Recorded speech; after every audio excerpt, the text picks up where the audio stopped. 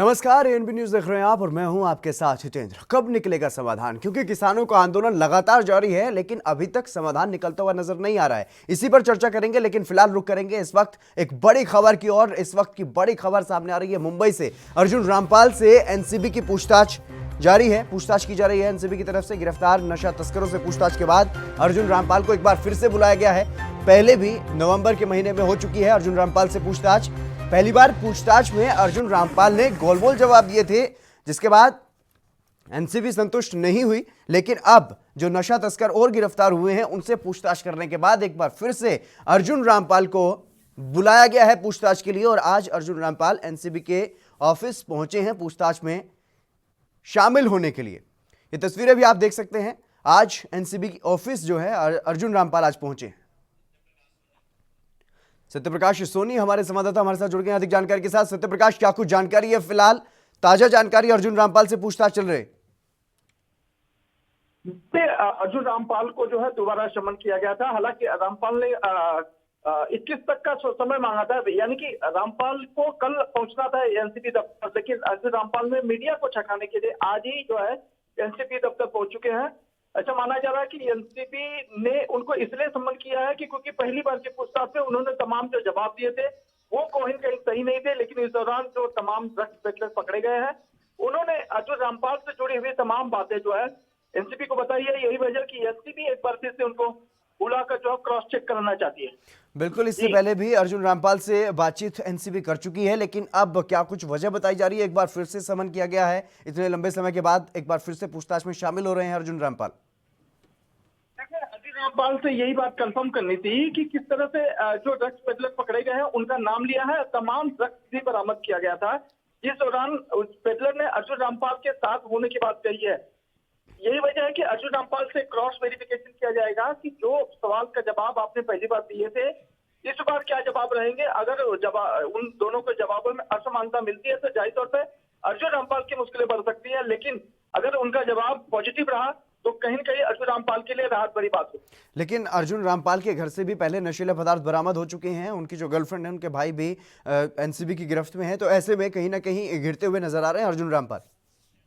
देखिए, अर्जुन रामपाल के घर से जो दवाइयां और या ड्रग्स जो मिले थे वो कहीं न कहीं अनप्रिस्क्राइबल थे, उस प्रिस्क्राइब नहीं किए गए थे, इसलिए उनको जो समन किया गया था। अर्जुन रामपाल ने इस बात को भी पूरी तरह से मीडिया के सामने बात रखी थी कि हमने जिस दवा की बात की थी वो हमने एनसीबी को बता दिया है। वो एक जो है खास तरह की बीमारी के लिए उपयोग में लाई जाती है, ये तरह की वो दवा थी। जी सत्यप्रकाश, तमाम जानकारी देने के लिए बहुत बहुत शुक्रिया आपका। तो एक बार फिर से अर्जुन रामपाल की पेशी हो रही है और अर्जुन रामपाल से पूछताछ एनसीबी की तरफ से की जा रही है। जिस तरीके से नशा तस्करी के मामले में ड्रग्स का जो नेक्सस मुंबई में सामने आया सुशांत सिंह राजपूत की मौत के बाद, उसमें तमाम जो बड़े अभिनेता और अभिनेत्रियां हैं उनसे पूछताछ एनसीबी की तरफ से की जा रही है, जिनका भी नाम सामने आ रहा है। और पहले भी पूछताछ अर्जुन रामपाल से हो चुकी है, लेकिन अब एक बार फिर से एनसीबी ने समन किया था और अर्जुन रामपाल पहुंचे हुए हैं, उनसे पूछताछ की जा रही है।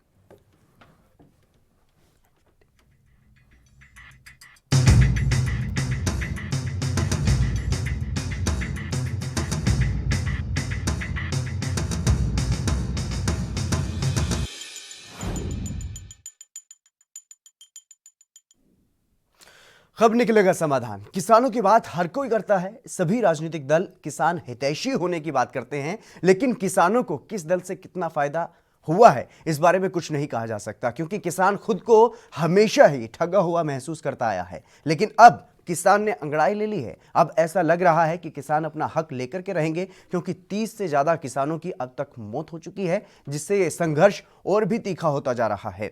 सरकार के सभी दावों को किसान सिरे से खारिज कर रहे हैं और कड़ाके की ठंड में भी आंदोलन को आगे बढ़ा रहे हैं।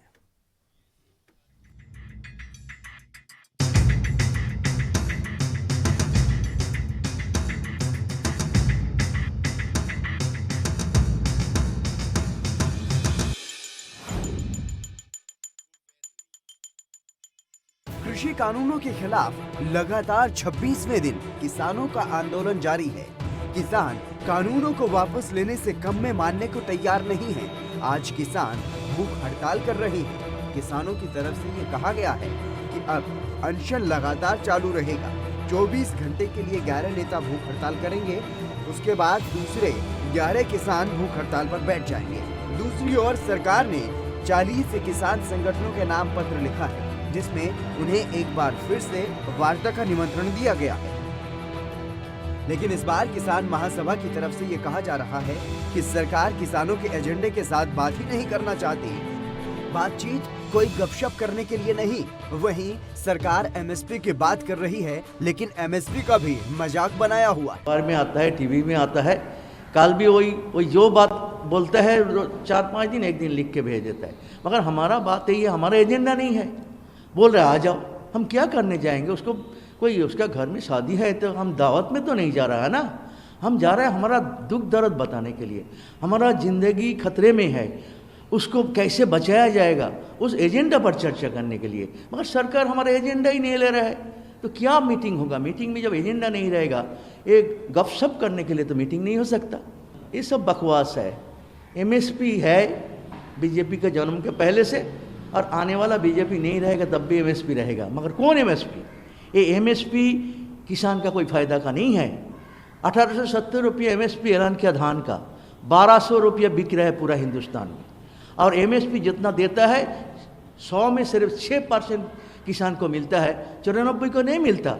ये फार्स नहीं है, मजाक नहीं है एमएसपी का। हम बोला एमएसपी तभी खासी सही होगा जब C2 + 50% होगा, खर्चा का 1.5 गुना होगा। 2 है जब सारे फसल और सारे किसान इसके अंदर आएगा। तीसरा है ये जो फसल है इसको सरकारी या बेसरकारी रूप से इसको प्रोक्योरमेंट करने के इंतजाम होगा, और जो इससे कम देगा उसको सजा होगा। ये 4 नहीं रहेगा तो एमएसपी मजाक है। वहीं बीजेपी किसान चौपाल कर रही है, गांव-गांव जाकर लोगों का समर्थन जुटाने की कोशिश में लगी है। उनका भला तो वही कर सकेंगे, दूसरों और कोई दूसरा उन गरीब और किसान का भला नहीं कर सकता। मुख्य बात यही है। आप सबसे मैं पूछना चाहूंगा, दिल्ली में मीडिया यहाँ भी है, आप सब 9 गांवों के किसान हो। आप मोदी जी के जो कृषि संशोधन अधिनियम आए हैं, किसानों के भलाई के लिए जो प्रोविजन लेके आए, आप लोग उनका समर्थन कर रहे हैं कि नहीं कर रहे हैं? जरा सभी 9 लोग बताइए, 9 गांव के लोग बताइए। अगर कर रहे हो तो हाथ उठा करके मोदी जी को वंदे मातरम करके समर्थन देना। वंदे। इसके अलावा विपक्ष भी सरकार पर हमलावर है। किसानों के शहीदी दिवस पर राजद नेता मनोज झा ने पीएम मोदी पर निशाना साधा। ये तो इच्छा थी कि प्रधानमंत्री जी भी श्रद्धांजलि देते। किसी की उंगली में चोट लगने पर भी वो चिंता व्यक्त करते हैं, और वो अच्छी बात, इतनी संवेदनशीलता है कि उंगली में चोट लगने पे एक क्रिकेटर के प्रति आप ट्वीट करते हैं, संवेदनशील साबित होते हैं। इन किसानों ने क्या बिगाड़ा है? इतनी मौतें हो गई हैं, कुछ मौतें, कुछ आत्महत्या। क्या एक ट्वीट 280 कैरेक्टर होता है संभवतः, उतने चरित्र का एक ट्वीट चाहिए था, उनके बीच जाना था। ये जो लोग भी इस दुनिया से जा रहे हैं ना, खेतीहर समाज के लोग, ये सवाल छोड़ के जा रहे हैं, और ये सवाल आप प्रोपेगेंडा से डील नहीं कर पाएंगे। आज कर लीजिए, 2 साल कर लीजिए। खेत से निकला हुआ हर सवाल ना किसी को भी चैन से नहीं रहने देगा, हमें भी नहीं रहने देगा चैन से। बहरहाल इस मसले का हल क्या होगा, कब होगा, ये सवाल पहले दिन से आज तक यूं ही बना हुआ है, लेकिन बात बनती हुई अभी भी नजर नहीं आ रही।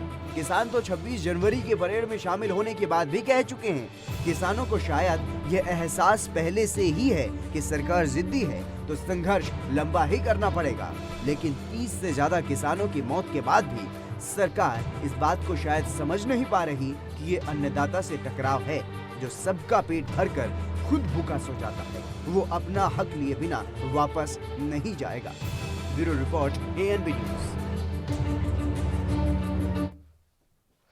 लगातार किसान दिल्ली की सीमाओं पर डटे हुए हैं और आंदोलन को आगे बढ़ा रहे हैं, और भी तीखा और भी तेज अपने आंदोलन को करने की कोशिश कर रहे हैं, ताकि सरकार मजबूरन किसानों के मांग को मान सके। क्योंकि सरकार की तरफ से लगातार ये बातें कही जा रही हैं कि हम बातचीत को तैयार हैं। बातचीत अब तक कई बार हो भी चुकी है, एक बार फिर से बातचीत का न्योता सरकार की तरफ से दिया गया है, लेकिन अभी तक भी कोई समाधान निकलता हुआ नजर नहीं आ रहा है। राजीव तिवारी हमारे संवाददाता दिल्ली से हमारे साथ जुड़ गए हैं। राजीव, क्या कुछ स्थिति वहां पर देखने को मिल रही है फिलहाल, क्योंकि आज भूख हड़ताल पर है किसान? देखिए, बिल्कुल बता दें, जिस तरीके से लगातार कहीं ना कहीं किसान जो है अभी तक बैठे हुए हैं और कहीं ना कहीं आज एक दिन का जो भूख हड़ताल भी की गई है। मगर ये बात करें जिस तरीके से 23 दिसंबर को किसान दिवस भी है और कहीं ना कहीं हर तरीके से कोशिश ये की जाए कि किसानों की जो आवाज है वो सरकार तक पहुंच सके। मगर अभी भी सरकार यही कह रही है कि किसान आकर हमसे बातचीत कर सकते हैं, यानी कि किसानों के लिए सिर्फ निमंत्रण दिया जा रहा है कि किसान आए और हमसे बातचीत करें और बातचीत के द्वारा ही समाधान निकालें। मगर बात करें जिस तरीके से कृषि कानून की, कृषि कानून को लेकर अभी भी सरकार उसी रवैये पे है कि कृषि कानून वापस नहीं होगा। हाँ, उसके अंदर जो संशोधन करना है वो जरूर कर सकते हैं। मगर देखना है लगातार किसान जो अभी तक बैठे हुए हैं और लगातार कहीं ना कहीं जो और पार्टियों का समर्थन मिल रहा है, कह सकते हैं शिवसेना, हिंदू, उनका भी समर्थन मिल रहा है और पूरे सभी राज्यों के अंदर प्रदर्शन किया जा रहा है। यहाँ तक कि आज एक दिन का उपवास भूख हड़ताल पे भी है और तमाम राज्यों के अंदर जो किसान है वो अपनी आवाज उठाने की कोशिश कर रहे हैं और भूख हड़ताल के साथ साथ सरकार से एक उम्मीद कर रहे हैं कि सरकार उनकी बातों को माने, जो कृषि कानून है वो वापस ले। जी बिल्कुल राजीव, 30 से ज्यादा किसानों की मौत हो चुकी है, लेकिन किसान भी टस से मस नहीं हो रहे हैं। किसानों की अब ये जिद बन गई है कि सरकार को झुकना ही पड़ेगा। देखिए, सही कहा आपने, एक चीज स्पष्ट, जिस तरीके से लगातार किसान कह रहे हैं कि सरकार को ही झुकना पड़ेगा, मगर सरकार कहती है कि बीच का रास्ता निकालेंगे हम लोग बैठकर। मगर कहीं ना कहीं जितनी भी बातचीत हुई है या फिर कहें जितनी भी बातचीत का दौर चला है वो कहीं ना कहीं विफल रहा है और सरकार कहीं ना कहीं किसी कृषि कानून को लेकर उसके अड़ियल रवैया अपनाया हुआ। वहीं किसानों ने भी एक अड़ियल रवैया अपनाया हुआ है कि कृषि कानून जब तक वापस नहीं होगा वो पीछे हटने वाले नहीं है, चाहे इसके लिए कितने भी दिन लग जाए, क्योंकि वो 1 साल का राशन लेके आए हुए हैं। मगर बात करें जिसकी सरकार की, सरकार भी कह रही है कि हम बातचीत के दौर से ही सोल्यूशन निकाल सकते हैं, मगर कृषि कानून वापस नहीं होगा। मगर बीच का रास्ता अभी तक निकलता नहीं नजर आ रहा है। कहीं ना कहीं लगभग महीना भर होने लगा, यानी कि 25 दिन के करीब हो चुके हैं और किसान अपना मांगों को लेकर अभी भी अड़े हुए हैं और दिल्ली के तमाम रास्ते यानी कि जो बॉर्डर है उनको बंद किया हुआ है। जी, लेकिन जिस तरीके से लगातार ठंड बढ़ रही है दिल्ली में, उससे भी काफी परेशानी उन किसानों को हो रही है जो दिल्ली की सीमाओं पर डटे हुए हैं।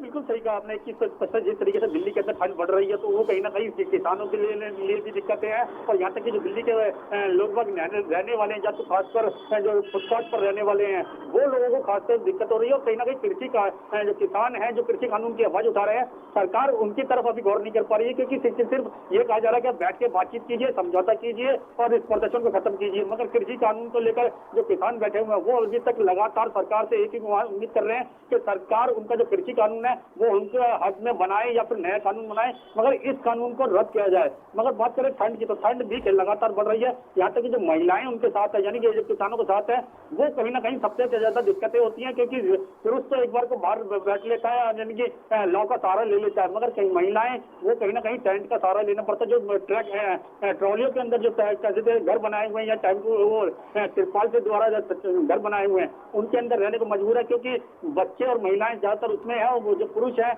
वो लॉ का सहारा ले रहे हैं, यानी कि आग का सहारा ले रहे हैं और चाय का सहारा ले रहे हैं। इसमें भी कहीं दिक्कतें जरूर आ रही हैं, मगर सरकार को कड़े कदम उठाए तभी इनसे निपटारा हो सकता है, यानी किसानों की भी बात रह जाए और सरकार की भी बात रह जाए, ऐसा कोई रास्ता निकालना चाहिए। जी बिल्कुल राजीव, लेकिन किसान महासभा के महासचिव जो हैं हन्नान मोल्ला, उनकी तरफ से यह कहा गया है कि बातचीत के लिए बार बार निमंत्रण जरूर दिया जा रहा है सरकार की तरफ से, वहां पर बातचीत करने के लिए जाएंगे तो कोई अहम बातचीत होनी चाहिए, हमारे एजेंडे पर बातचीत होनी चाहिए, क्योंकि सरकार किसानों के एजेंडे पर बात नहीं करना चाहती, किसान अपने कानूनों को थोपना चाहती है।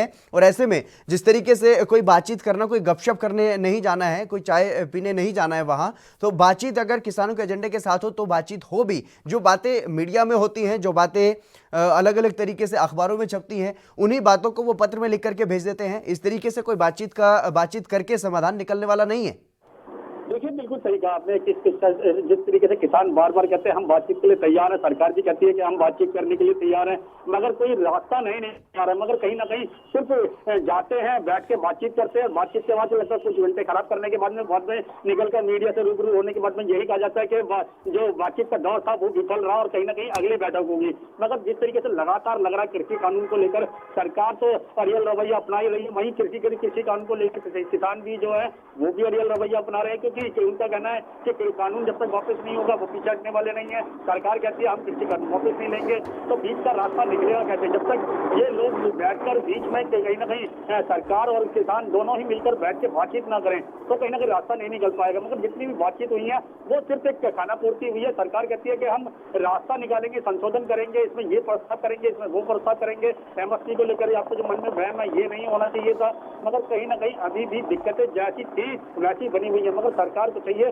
कड़े कदम उठाए ताकि कुछ निपटारा हो सके, यानी किसानों को जो बाकी रह जाए और कहीं ना कहीं जो उनकी एमएसपी को लेकर दिक्कतें हैं या जमीन को लेकर दिक्कतें या मंडियों को लेकर दिक्कतें उनको निपटारा किया जा सके।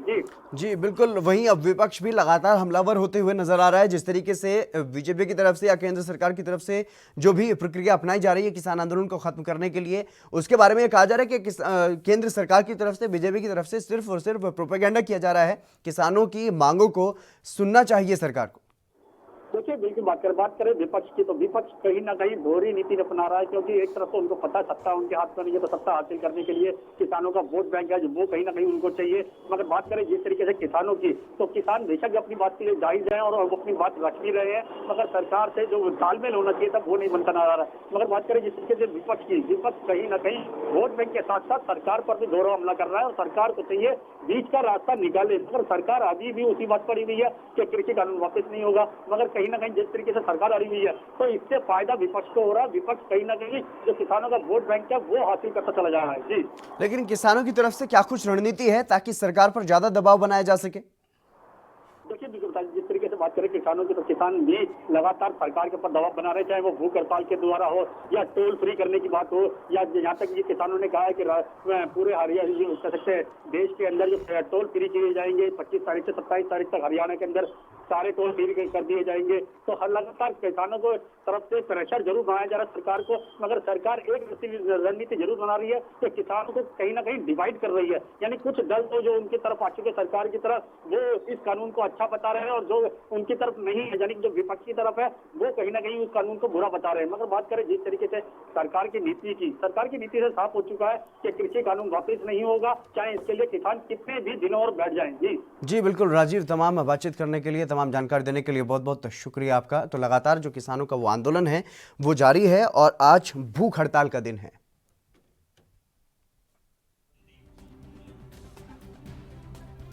संदीप चौधरी राजनीतिक विश्लेषक हमारे साथ जुड़ गए हैं, अधिक बातचीत करेंगे। संदीप जी आपका स्वागत है एनबी न्यूज पर। संदीप जी क्या आप मेरी आवाज सुन पा रहे हैं?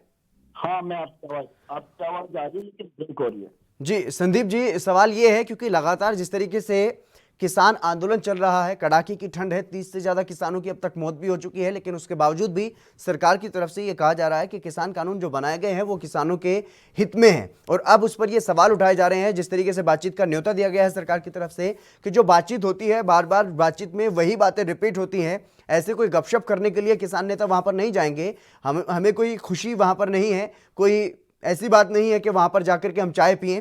हमें अपने मुद्दों की बातचीत करनी है, अपना भविष्य बचाने की बातचीत करनी है। एमएसपी पर भी सवाल उठाए गए हैं कि जो एमएसपी अभी दी जा रही है वो एमएसपी के साथ मजाक है, किसानों के साथ मजाक है। जो एमएसपी के लिए कानून होना चाहिए कि एमएसपी, क्योंकि एमएसपी लागू जरूर कर दी गई है, एमएसपी किसी भी किसान को पूरे तरीके से नहीं मिल पा रही है। ऐसे में किस तरीके से समाधान निकलता हुआ दिखाई देगा, क्योंकि लगातार अगर बात की जाए दोनों तरफ से ही टकराव की स्थिति जो है वो बनती हुई दिखाई दे रही। देखिए जितेंद्र जी, मैं आपको बताऊं, टकराव की स्थिति तो शुरू से लेके अभी तक लगातार बनी हुई है, वो दिखाई भी दे रही है। जिस तरीके से दिल्ली के चारों तरफ सीमाओं पर किसान जमा हैं और सरकार के भी ये एक तरीके से गले की हड्डी बन चुकी है, जिस तरीके से इसका विरोध देश भर में हो रहा है। लेकिन यहाँ पे एक चीज भी समझनी पड़ेगी कि समस्या कहाँ पे खड़ी है। समस्या इस बात पे खड़ी हो गई है जितेंद्र जी कि सरकार चाहती है कि बिल तो रहेगा लेकिन उसमें चेंजेस हो सकते हैं, और किसान चाहते हैं कि बिल को निरस्त कर दिया जाए। जब जितेंद्र जी आपको समझना पड़ेगा, जनता के द्वारा जो चुने सांसद होते हैं वही कानून को बनाते हैं, वही सरकार कानून बनाती है। लेकिन हाँ, एक चीज जरूर है कि अगर किसानों के ये जनता के मान सम्मान की बात आती है तो सरकार को उनकी बात सुननी चाहिए। और अगर कोई भी कानून है उसमें कोई चेंज सरकार चाहती है तो उसमें वो चेंज भी सरकार को करने चाहिए। लेकिन दोनों तरफ से ये चीजें अब ईगो का और प्रतिष्ठा का सवाल बन चुका है, अपनी नाक का सवाल बना चुके हैं। किसान चाहते हैं कि बिल निरस्त हो जाए और सरकार चाहती है कि बिल निरस्त ना हो। उसमें जो भी चेंजेस है जो किसानों को ठीक नहीं लगते वो सरकार करने को तैयार है। तो ऐसे में मुझे नहीं लगता कि किसी भी निष्कर्ष तक पहुंचा जा सकता है। सबसे पहले किसानों को भी अपनी जिद छोड़नी पड़ेगी और सरकार को भी जिद छोड़नी पड़ेगी, तभी टेबल पे बैठने का फायदा और तभी कोई निष्कर्ष निकल सकता है। लेकिन संदीप जी, जो पत्र लिखे जा रहे हैं, बयान दिए जा रहे हैं, बार बार विपक्ष को कोसा जा रहा है, तो ऐसे में क्या प्रोपेगेंडा कर रही है सरकार कि किसान आंदोलन जो कर रहे हैं वो सिर्फ और सिर्फ राजनीति से प्रेरित है?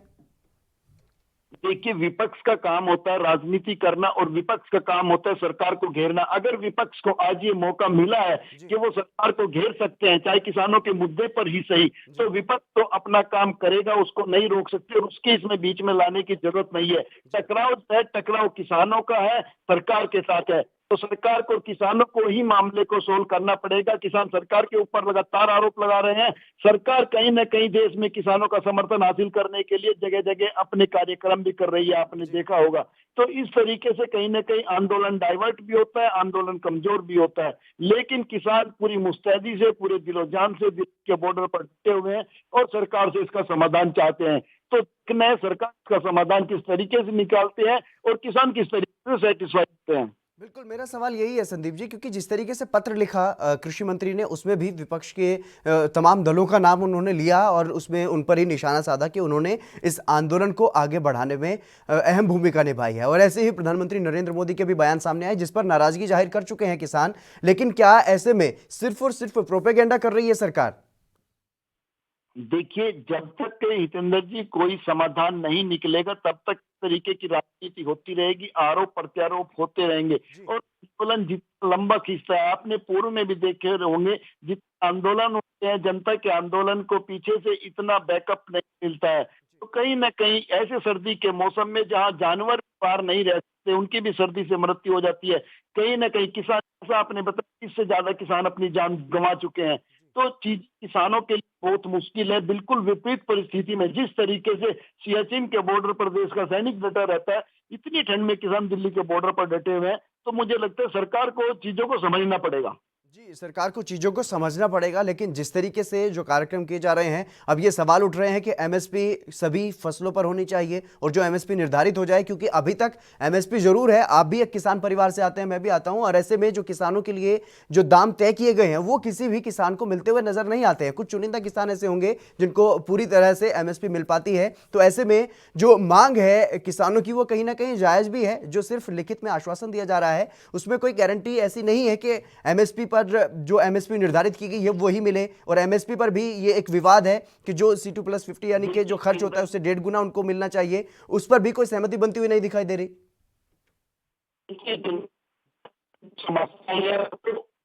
बहुत बड़ी है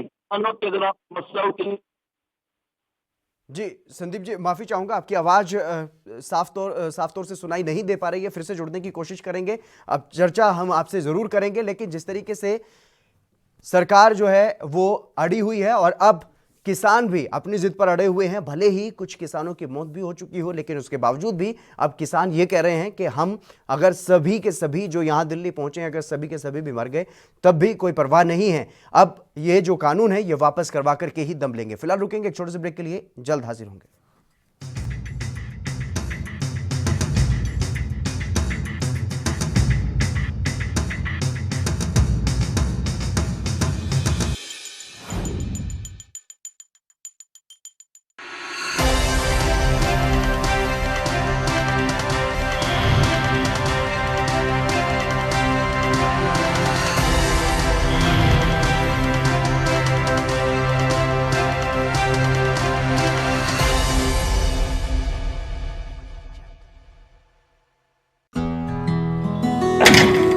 बस करो माल साहब, ਤੁਸੀਂ ਰੈਡੀ ਹੋ ਕੇ ਫਿਰ ਸ਼ੁਰੂ ਹੋ ਗਏ। ਤੁਹਾਡੀ ਵੀ ਨਾ એનર્ਜੀ ਨਹੀਂ ਖਤਮ ਹੁੰਦੀ। ਸਤਿ ਸ਼੍ਰੀ ਅਕਾਲ ਫੁੱਫੜ ਜੀ। ਓਏ ਸਤਿ ਸ਼੍ਰੀ ਅਕਾਲ। ਓਏ 8 ਵਜੇ ਦਾ ਕਹਿ ਕੇ 11 ਵਜੇ ਆਤੇ ਤੁਸੀਂ। ਫੁੱਫੜ ਜੀ ਅੱਖ ਹੀ ਨਹੀਂ ਖੁੱਲਦੀ, ਥੱਕਿਆ ਜਿਹਾ ਸਰੀਰ ਰਹਿੰਦਾ।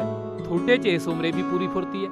ਓਏ ਮੇਰੀ ਫੁਰਤੀ ਦਾ ਰਾਜ਼ ਹੈ ਵੈਦਵਾਨ ਦਾ X+ ਮਰਦਾਨਾ ਕੋਰਸ। ਤੇ ਪਿਛਲੇ 30 ਵਰਿਆਂ ਤੋਂ ਇਹੀ ਹੈ ਮੇਰੀ ਸਿਹਤ ਦਾ ਰਾਜ਼। ਇਮਿਊਨਿਟੀ ਵਧਾਉਣ ਦੇ ਨਾਲ-ਨਾਲ ਮਰਦਾਨਾ ਤਾਕਤ ਲਈ ਇਹੀ ਰਾਮਬਾਣ। ਚੁਸਤੀ ਫੁਰਤੀ ਤੇ ਜੋਸ਼ ਵਧਾਉਣ ਲਈ ਤੁਸੀਂ ਵੀ ਅੱਜ ਹੀ ਸ਼ੁਰੂ ਕਰੋ X+ ਮਰਦਾਨਾ ਕੋਰਸ।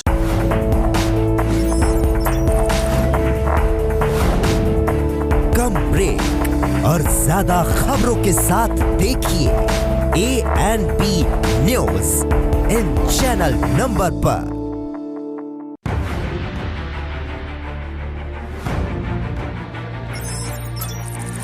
खबर चाहे सियासत की हो या सरकार की, खबर चाहे भ्रष्टाचार की हो या गुनहगार की, दिन भर में क्या रहा देश जगत का हाल, किस मुद्दे ने बनाई किसकी सरकार, रखते हैं हम सब पर नजर, पहुंचाते हैं हम हर खबर।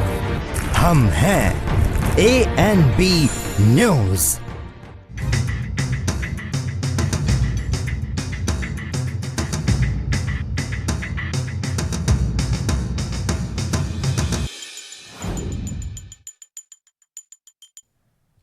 ब्रेक के बाद एक बार फिर से आप सभी का स्वागत है। हम चर्चा कर रहे हैं किसान आंदोलन पर कब निकलेगा समाधान, क्योंकि भूख हड़ताल पर आज एक बार फिर से किसान नेता जो हैं वो बैठे हुए हैं। और इस चर्चा में मेरे साथ इस वक्त दो मेहमान जुड़ चुके हैं। राजीव मलिक किसान नेता, उमेश सिंह भारतीय जनता पार्टी से मेरे साथ जुड़ चुके हैं। आप दोनों का स्वागत है एनबी न्यूज़ पर।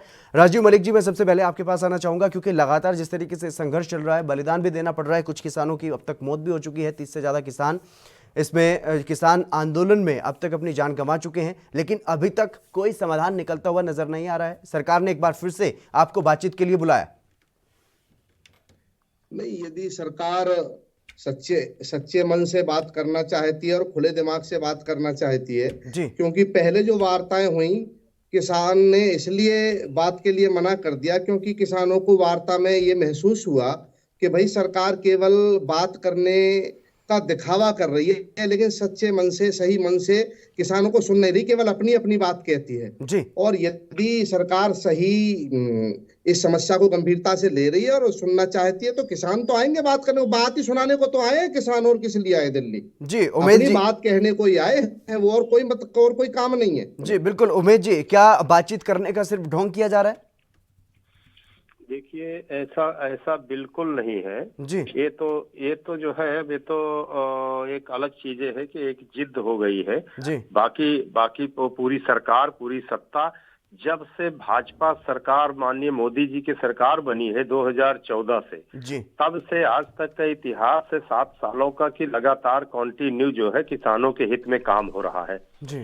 किसानों के हित में कदम उठाएंगे अगर उनकी हमेशा के लिए जो प्रॉब्लम सॉल्व करना है जी। तो कुछ न कुछ तो करना पड़ेगा जी। अगर कुछ नहीं करना पड़ेगा तो 50 साल से जो चल रहा था वही ठीक था जी। और वो ठीक होने पे किसान रोज आत्महत्या करता था जी। तो या तो आत्महत्या करवाते रहे या तो उसका सलूशन निकाले। जी उमेश जी, सोल्यूशन निकालने की बात है। किसानों की तरफ से बार बार ये कहा जा रहा है कि आप एमएसपी पर लिखित में वो गारंटी दीजिए जो वो चाहते हैं, वो नहीं जो आप बात कर रहे हैं। तो किसानों का जो एजेंडा है, किसानों की जो मांगे हैं, उन पर एक बार बातचीत कर लीजिए, उसके बाद पूरी तरीके से जो संशोधन करना है वो कर लीजिएगा। उस पे निश्चित तौर पे बात होती है। जब बात होती है तो किसान नेता और सरकार की तरफ से प्रतिनिधि दोनों बैठते हैं जी, और बराबर बैठ रहे हैं, बराबर आमंत्रित कर रहे हैं किसानों को जी। और पूरी तरह से दिक्कत आ गई कि लोग बैठक कर रहे हैं, बात कर रहे हैं, रास्ता काफी नजदीक पहुंचते हैं, लेकिन कुछ चंद जो है पार्टियां, राजनीतिक पार्टियां, शुरू से ही किसान नेताओं ने कहा कि इसमें जो है पॉलिटिकल पार्टी नहीं आएंगे मेरे मंच पे जी। लेकिन अगर वो नहीं होते तो अभी तक इसका रास्ता भी निकल गया होता जी। कौन से राजनीतिक दल इस आंदोलन को आगे बढ़ाने में महत्वपूर्ण भूमिका निभा रहे हैं, एक बार ये भी साफ कर दीजिए, क्योंकि राजीव मलिक जी जुड़े हुए हैं। वो कम से कम अपने संगठन में जाकर के, जो किसान महासभा है उसमें जाकर के इस बात को रखें कि ये राजनीतिक दल है जो हमारे बीच है, उसको निकालिए। क्या चीज? जी उमेश जी, वो बता दीजिए कौन सा राजनीतिक दल इस आंदोलन को आगे बढ़ा रहा है? नहीं, सभी राजनीतिक दल, किसान किसी राजनीतिक पार्टियों के नहीं है। किसान जो है वो देश के सबसे बड़े अन्नदाता है, किसान जो है देश का अन्नदाता है जी। और ये चीज उनको एक अलग से चलना चाहिए। और उसने जो है उसने ये जो बीच बीच में सब घुस आए हैं घुसपैठिए, उनकी वजह से दिक्कतें आ रही है। किसानों के साथ तो शुरू से बैठक शुरू हुई और बैठक शुरू हुई, वार्ता भी शुरू हुई और कई चरण में जो है बातें हुई और काफी आगे तक बढ़ते हैं। उमेश जी, 40 किसान नेताओं को, 40 किसान संगठनों को सरकार की तरफ से पत्र लिख करके भेजा जाता है कि बातचीत के लिए तैयार है। आप उन किसान संगठनों को बातचीत के लिए बुलाते ही क्यों हैं, अगर आपको लगता है कि वो राजनीतिक दलों से संबंध रखते हैं? नहीं, किसानों के लिए हमेशा तत्पर है। पूरी सत्ता, पूरी सरकार, पूरी माननीय मोदी सरकार जो है पूरी तरह से वचनबद्ध है उनके काम के लिए, और वो भी पूरी ईमानदारी से चल रहे हैं। लेकिन उसका एक तरीका तो है, कोई न कोई रास्ता तो निकालना पड़ेगा। अगर आप देखिए कि किसान ही का ग्रुप, कई किसानों का ग्रुप आ भी रहा है जो कह रहा है कि मुझे ये लागू करना चाहिए, और आज पूरे देश के 30 प्रदेशों में से आप 4-5 प्रदेश के लोग उमेश जी, आपने कहा कि किसान भी ईमानदारी से आगे बढ़ रहे हैं। पहले तो साफ कर दीजिए कि किसान आगे बढ़ रहे हैं या फिर राजनीतिक दल इस आंदोलन को आगे लेकर के बढ़ रहे हैं? किसान जो है, किसान बिल्कुल निश्चित है कि किसान जो है 15% किसान कुछ प्रदेशों के आगे हैं, उसमें कहीं दो राय नहीं है और बड़ी ईमानदारी से हैं। लेकिन 85% पॉलिटिकल पार्टियां इनको जो है गुमराह कर रही हैं। जी राजीव मलिक जी, 85% जो किसान वहां पर हैं वो किसान नहीं बल्कि राजनीतिक दलों के कार्यकर्ता हैं क्या? जी राजीव जी, ये नहीं, मुझे मेरे जो भाई बैठे हैं उमेश जी, बीजेपी के प्रवक्ता, पहले वो ये तय कर लें वास्तव में। देखो, एक तरफ वो कहते हैं कि हम नकली किसान हैं जी, या हम राजनीतिक पार्टियों के लोग हैं जी, या हम चाइना और पाकिस्तान से फंडिंग हो रही है जी, या हम आतंकवादी हैं। भाई अब या तो आप ये कहो कि हम किसान हैं तो वार्ता करो, अच्छी बात है, और यदि हम इस तरह के लोग हैं जो आप हम पे आरोप लगाते हो तो फिर तो वार्ता का कोई अर्थ नहीं। जी बिल्कुल उमेश जी, फिर बातचीत के लिए क्यों बुला रहे हैं?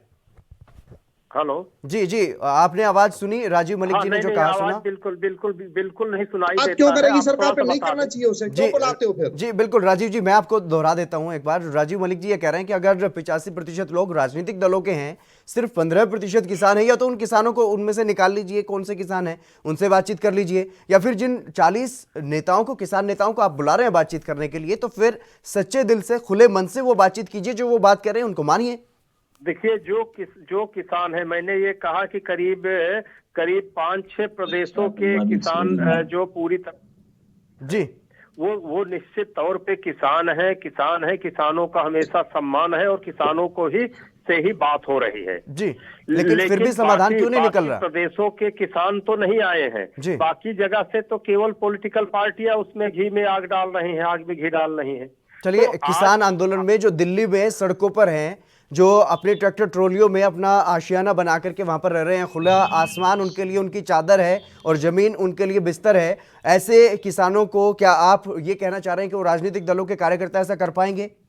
नहीं, बिल्कुल नहीं, बिल्कुल। वो किसानों के लिए ये बहुत ही दुखद है, बहुत ही असहनीय है, और बहुत इसके लिए हम लोग बार बार, हमारे शीर्ष नेतृत्व बार बार आग्रह कर रहा है, और शुरू से ही कम से कम वो घर पे आए और बात चल रही है, घर जाएं और बात चल रही है, बात से हल निकलेगा और हल निकलेगा ही बातचीत से।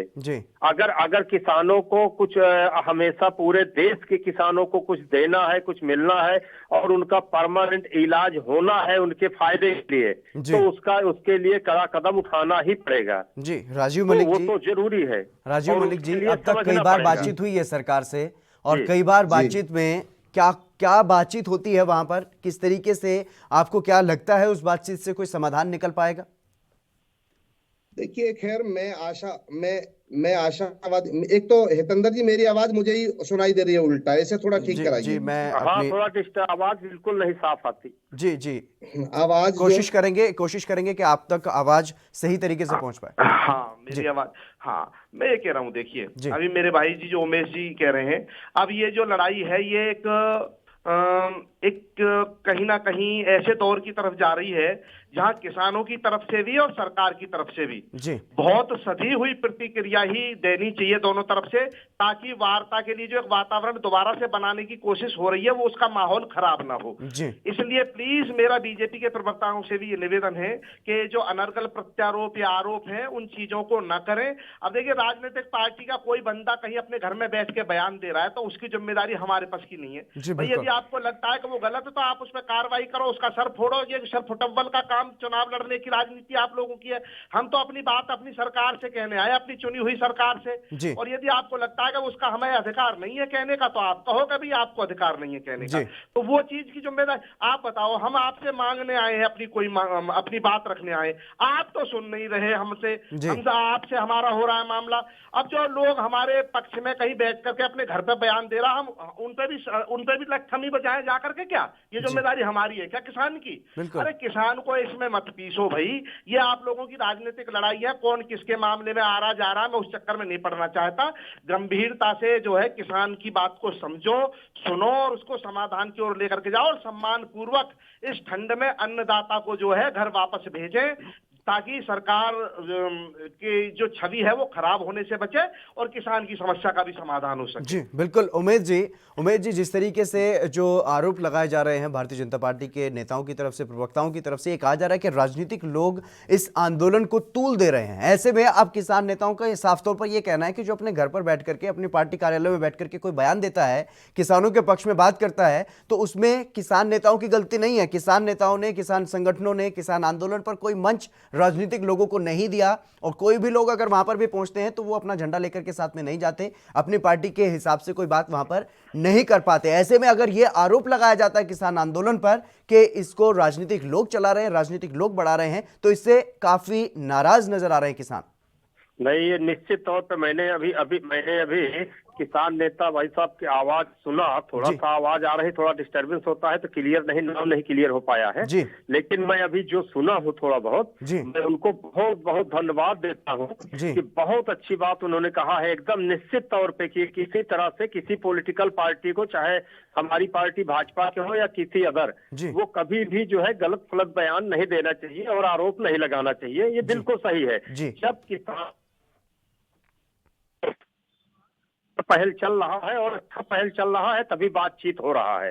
बस बेशक जो है उसका रिजल्ट नहीं निकल पा रहा है, कहीं ना कहीं कोई दिक्कतें हैं और उन दिक्कतों को दूर करने का भी पूरा प्रयास चल रहा है, वो अभी अंत नहीं हुआ है, इसमें कहीं दो राय नहीं है। और यही होना चाहिए, क्योंकि वार्ता से ही जो है इसका रास्ता निकलेगा और कोई चारा नहीं है।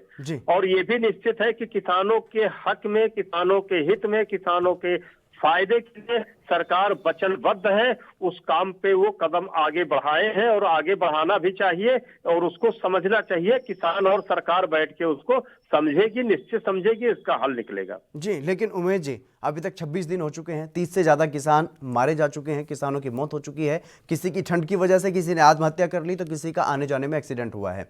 ऐसे में अगर सरकार की तरफ से सार्थक चर्चा नहीं की जाएगी, बल्कि किसानों की अलग से चौपाल लगाने की कोशिश की जाएगी, या फिर गांव-गांव जाकर के कुछ कार्यकर्ता इकट्ठे करके उनको किसानों की चौपाल बता दी जाएगी, तो ऐसे में और ज्यादा टकराव बढ़ेगा, या फिर ये किसान आंदोलन की जो आग जिसे आप कह रहे हैं वो ठंडी होगी? नहीं, बिल्कुल इस तरह से कोई हल नहीं निकलेगा। अगर दिल में अलग अलग चीजें ले करके अगर चलती है, चाहे सरकार हो, चाहे किसान हो, चाहे कोई अदर संस्थाएं हो, तो वो कभी भी उसका हल नहीं निकलता है। खुले मन से, खुले दिल से, दिल ओपन करके, बड़ा दिल बना करके वार्ता करना पड़ेगा।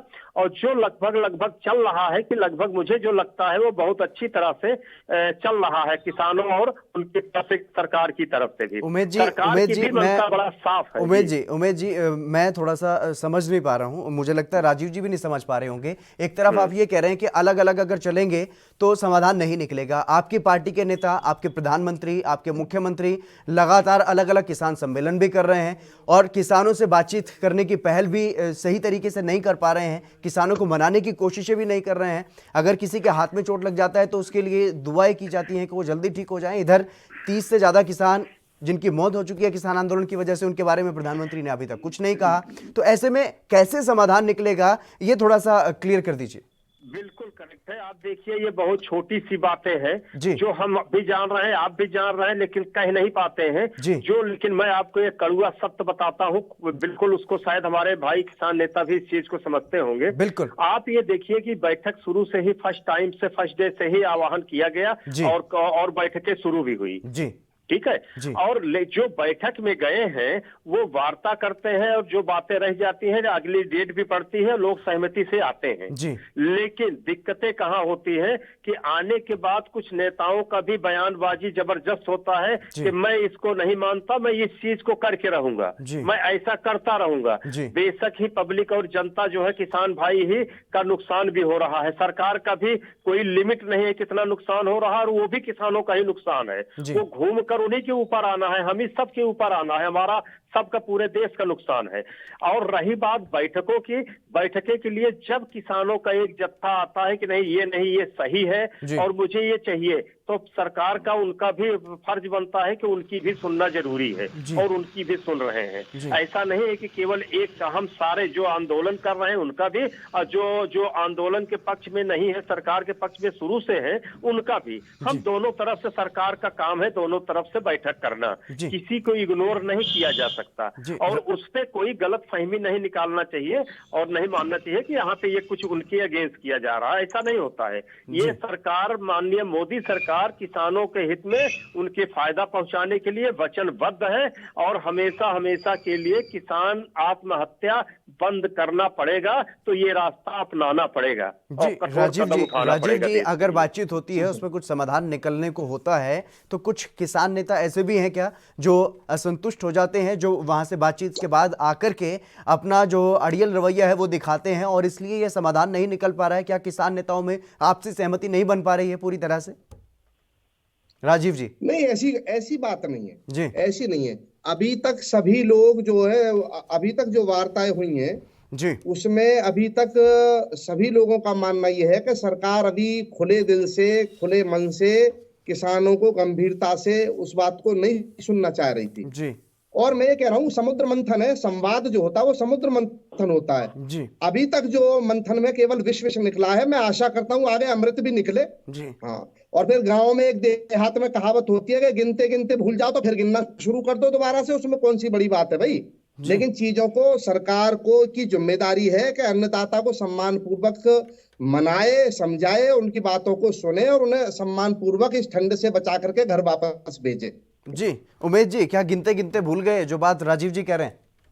जी, कैसे क्या कह रहे हैं जी? उमेश जी, राजीव जी ये बात कह रहे हैं कि एक गांव में कहावत है कि गिनते गिनते भूल जाओ तो फिर से गिनना शुरू कर दो, यानी कि जो अब तक बातचीत हुई है वो अब तक निरर्थक है, अब तक उसका कोई निष्कर्ष नहीं निकला, तो एक बार फिर से शुरुआत से मंथन किया जाए। नहीं, ये क्या ये चीज अगर ऐसा है तो जो बैठक जो किसानों की प्रतिनिधित्व कर रहे हैं जी, और जो बैठक में जा रहे हैं जी, ये उनका मानना है जी। ये मानना इसलिए उमेश जी, ये मानना इसलिए, मैं बता देता हूँ आपको जी, क्योंकि अगर उनका मानना ये होता कि खुले मन से बात नहीं हो रही है तो अगली डेट के लिए वो तैयार नहीं होते। अगली डेट दोनों तरफ से के सहमति से ही जाता है। बिल्कुल। और जो वार्ता हो रहे हैं वो दोनों लोगों की सहमति से हो रहा है। अगर किसी का दबाव होता तो अभी तक ये सहमति नहीं बनती, ये वार्तालाप टूट जाता जी। तो ये कैसे हम इसको मान लें? ये तो अलग तरीके का ये इसलिए कहा जा रहा है उमेश जी, क्योंकि किसान महासभा के जो महासचिव हैं हन्नान मोल्ला, उनका जो बयान सामने आया, हमने दर्शकों को भी सुनवाया, उन्होंने साफ तौर पर यह कहा है कि वही बातें जो मीडिया में कही जाती हैं, वही बातें फिर 4-5 दिन के बाद एक पत्र में आ जाती हैं और वही बातें फिर वहां जब बैठक होती है, जब बातचीत होती है, तो वहां पर की जाती है। किसानों की जो समस्याएं हैं, किसानों की जो बातें हैं, किसानों का जो एजेंडा है, उस पर बात नहीं की जाती। वजह यह है कि अभी तक कोई सहमति बातचीत में निकलती हुई नजर नहीं आ रही। नहीं, देखिए, शुरू में जब बात हुई तो आपके चैनल पर जी जनता को भी पता चला और सभी चैनलों ने दिखाया भी जी, सब पूरा देश देखा है कि पहले जब बैठक हुआ तो किसानों का पहली मांग थी कि एसडीएम रैंक के ऊपर हमको ऊपर जाने का परमिशन होना चाहिए। केवल एसडीएम रैंक एक छोटा कोर्ट है, ठीक है, कोई इन बातों पे आया है और उसके बाद उन बातों पे वार्तालाप शुरू हुआ और अगली बात में उस पे आगे बढ़ी कदम कि ठीक है, इस पे हम आगे तैयार हैं। फिर उसके बाद फिर कई मुद्दे, फिर उसके बाद 24 मुद्दे, 30 मुद्दे, इस तरह से पॉइंट बढ़ते गए हैं। जब पॉइंट बढ़ते जाएंगे तो निश्चित तौर पे अगली बैठक होना तय है जी, ठीक है। तो वो स्थितियां आई है, ऐसी नहीं आई है कि केवल एक मुद्दे पे चला है और उस मुद्दे पे सरकार और किसान बात पे नहीं तैयार हो रहे हैं और फिर अगला बैठक हो, ऐसा नहीं होता है। मैं जितना जान रहा हूं और मैं शुरू से निगाह रखा हूं, पूरे देश के किसानों से मेरी भी बात हो रही है, हर प्रदेश के लोगों से बात हो रही है, हर जगह पे निगाह में है कि आज कम से कम लगभग 25 प्रदेश के लोग उसमें नहीं है। आज 4-5 प्रदेश के किसान जुटे हैं, काफी किसान ने मांग विकास बिहार में भी तो लागू हुआ है। क्या बिहार के किसानों की बात भी कही जाती है कि बिहार में पहले से ही लागू है, लेकिन बिहार के किसान की हालत खराब है। चलिए उस मुद्दे पर फिलहाल हम चर्चा नहीं कर रहे हैं, लेकिन राजीव जी सवाल ये है कि जिस तरीके से जो शुरुआत में जो मुद्दे लेकर के किसान नेता चले थे, क्या अब उस पर नहीं टिके हुए, क्या अब मुद्दे बदल गए हैं? ऐसी कोई बात नहीं है जी। जब सरकार से बात होती है तो कोई एक दो चीज थोड़ा बहुत कहीं घटत बढ़त हो सकती है, उसमें ज्यादा कुछ नहीं है, लेकिन मेन बात जो कृषि बिल को लेकर के है वो मुख्य है, सबसे मुख्य है। उसके बाद में जो चीजें हैं वो थोड़ा बहुत आगे पीछे, देखिए 2-2 कदम दोनों बढ़ेंगे तो बात जरूर हल निकलेगा, मैं मानता हूं, लेकिन यदि सरकार भी हट पे अड़ेगी तो भाई किसान भी हट पे खड़ा होगा, सीधी बात है। लेकिन सरकार को भी जो है लोकतांत्रिक प्रवृत्ति अपनानी चाहिए कि भाई हमारे अन्नदाता हैं, हमारे वोटर हैं, हमको इन्होंने बनाया है तो उनको उसी तरह से सुने, ना कि उनको दुश्मन की तरह देखा जाए। किसानों को एक तरह से दुश्मन का, सरकार का दुश्मन भी दिखाने की कोशिश की जा रही है और देश का दुश्मन भी दिखाने की कोशिश की जा रही है, ये भी सच्चाई है। इससे भी हम जो मतलब इनकार नहीं करना चाहिए हम लोगों को।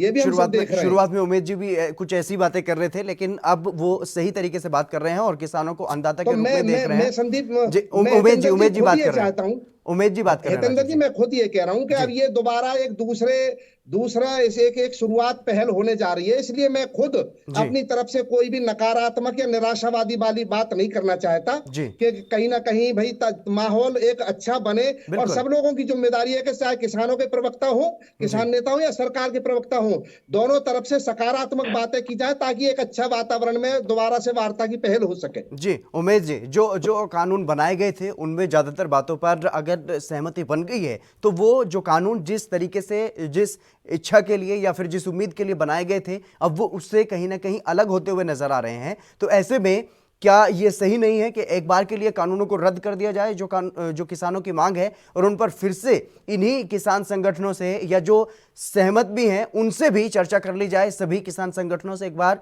पूरी तरीके से चर्चा कर ली जाए, सहमति बना ली जाए और उसके बाद इन कानूनों को लेकर के आया जाए संसद में? निश्चित, अगर इसका कोई रास्ता नहीं, जब शुरुआत भी हुआ है तब पर भी इसको जो है उठाया गया और इसके ऊपर चर्चाएं हुई, पार्लियामेंट में भी चर्चाएं हुई और उसके बाद इसको लेके आया गया।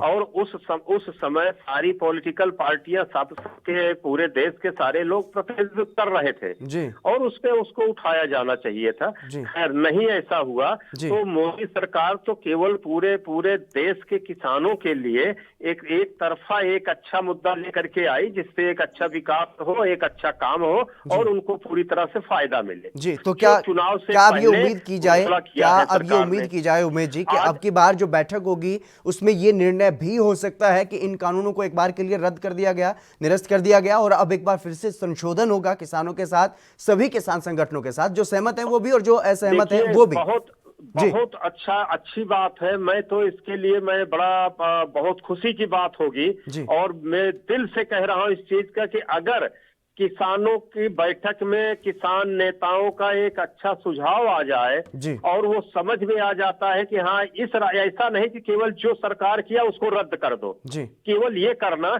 अच्छी बात नहीं है, लेकिन अगर ये सुझाव दे कि रद्द नहीं, फायदा हो किसानों का, ये करने से इससे अच्छा फायदा हो सकता है, ऐसा सुझाव दे तो मुझे लगता है कि वो स्वागत योग्य होगा, पूरे देश के लिए अच्छा होगा, पूरे देश के किसानों के, पूरे अन्नदाता के लिए अच्छा होगा।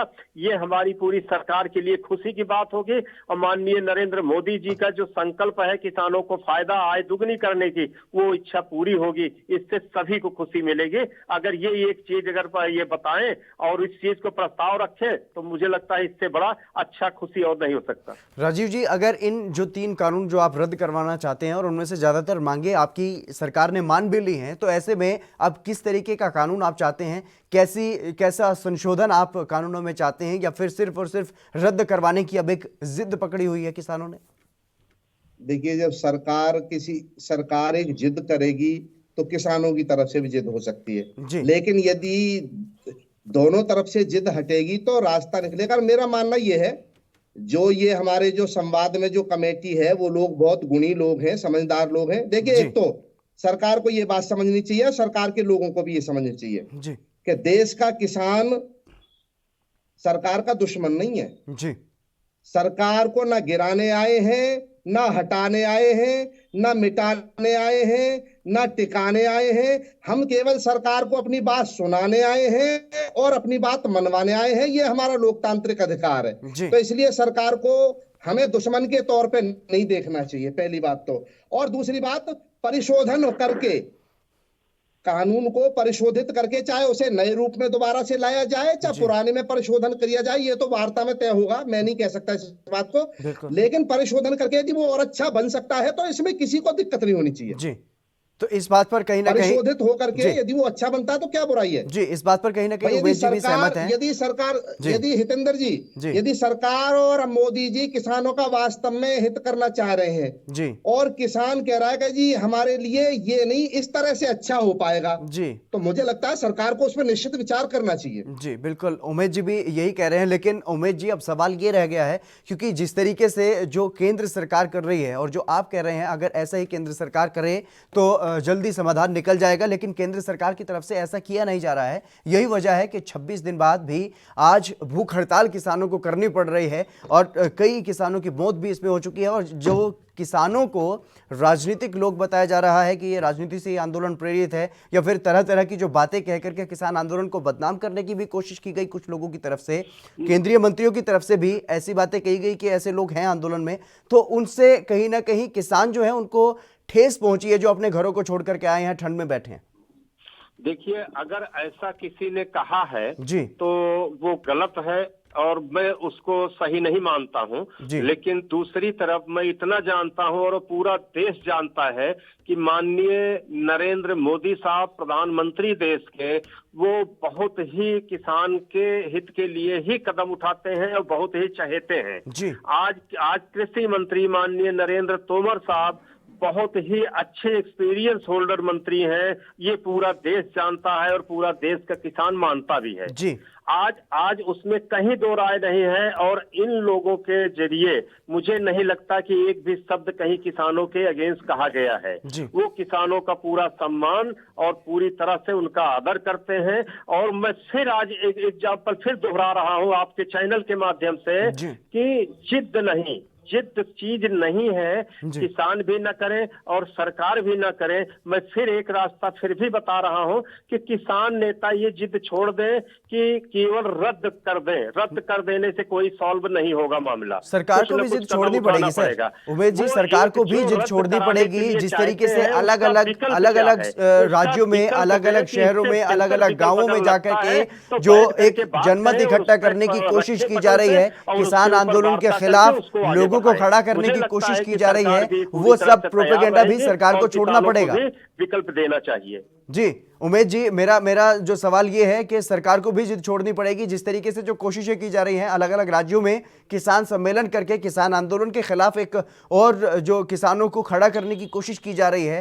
तो वो भी अब सरकार को छोड़नी चाहिए। देखिए, मैं बड़ा स्पष्ट कहना चाहता हूं कि पूरे देश को अगर इग्नोर नहीं किया जा सकता, पूरे देश के किसानों को इग्नोर नहीं किया जा सकता। ये मैं आपको बड़ा एग्जाम्पल, बड़ा सटीक चीज बताता हूं कि अगर हम किसानों की जिद ऐसी रही और अगर किसान जो सुन के कि ये गलत हो रहा है, क्योंकि पसंद है लोगों को, सुन के नहीं सर, सुन के नहीं, कोई चीजें इसमें सुन के नहीं, ये जो किसान वहां पर हैं वो बताते हैं कि इन कानूनों में क्या कमियां हैं, वो ये भी बताते हैं कि हमें क्या चाहिए, लेकिन फिर भी कोई समाधान निकलता हुआ दिखाई नहीं दे रहा है। निश्चित है कि जो अगर विरोध में और पक्ष में ये एक अलग तरीका शुरू हो जाएगा, इसमें सरकार भी पिसेगी और देश की जनता भी पिसेगी और किसान भी पिसेंगे। इससे नुकसान पूरे देश का होना है। इसलिए जिद छोड़ें। किसान भाइयों से भी अनुरोध है, निवेदन है कि वो अपना विकल्प दें। ये ना कहें कि राजीव जी, एक छोटा सा कमेंट आपसे चाहेंगे, क्या विकल्प है ऐसे में, क्योंकि जिद से काम नहीं चलेगा।